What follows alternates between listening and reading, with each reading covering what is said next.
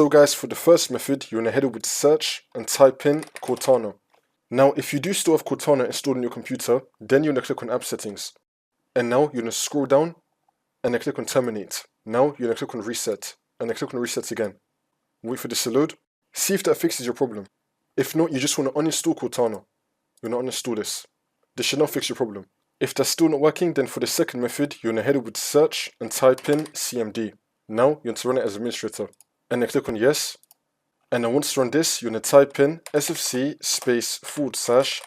now and then click on Enter. Then you want to run the scan. Wait for this to load. I'm going to skip the video to when the scan will be fully completed.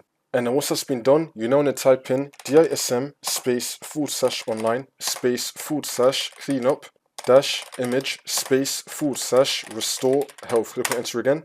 You now want to run this scan as well. Wait for this to load. And then once that's been done, you just want to restart your computer and then the problem should be fixed.